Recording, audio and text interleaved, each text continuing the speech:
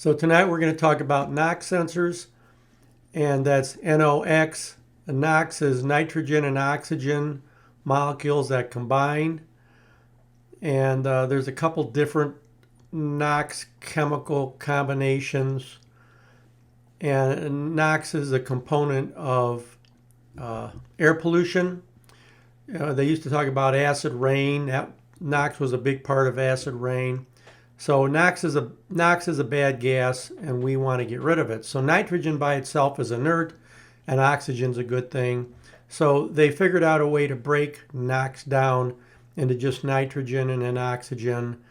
With the other gases in there and chemicals, sometimes you end up with some carbon dioxide and water. But the goal is to get rid of all the NOx. So where does NOx come from? It comes from high temperature and high pressure. So it's in the cylinder, it's formed. Once that exhaust gas hits the exhaust manifold, NOx is never formed again by the engine. That's why the inlet NOx sensor is right off the back of the turbo, and it senses how much NOx or NOx is coming out of the engine. Remember, it's only made in the engine, it's only made by high pressure, high temperature. And that's why they put EGR on the engines early on before they had DEF systems, because when the EGR system was not to reburn soot, it was to put gas in the engine or air in the engine that had been depleted of oxygen. And since EGR is just recycled exhaust gas, there's very little oxygen in it.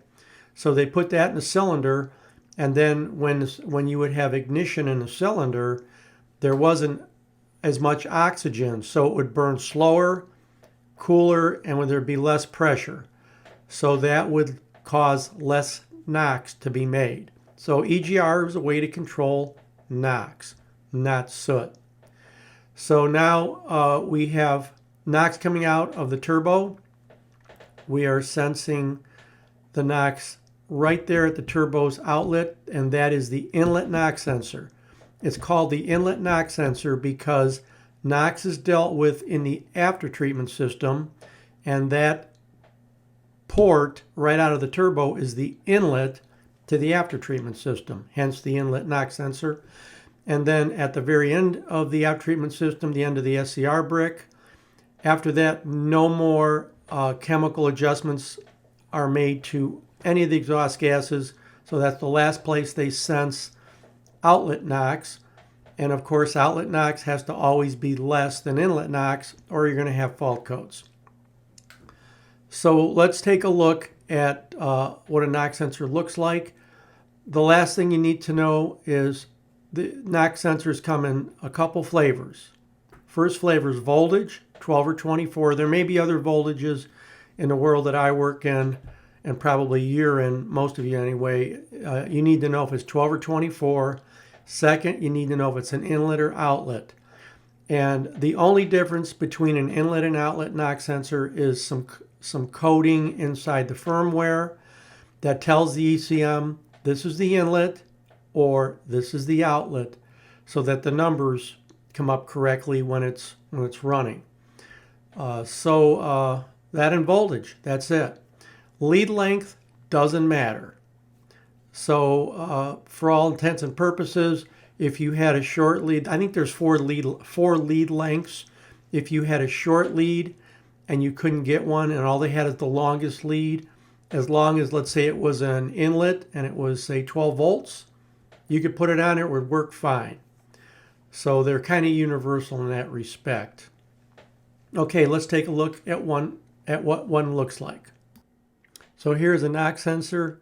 The lead does not unplug off of that module. They're one piece. If you try to unplug it, you'll break it. When you're turning in a core, it's acceptable to cut that sensor off that's on the left and just return the module. That's what they want, the module. And you can see in the module there's 4 pins. The 4 pins are the following: ground and voltage feed. So it's either 12 or 24 in a ground. The other 2 pins are the data bus. This runs on the J1939 data bus. When you're talking about faults, the first thing I tell people if there's NOx sensor faults is go in and verify you have a good ground and a good power feed.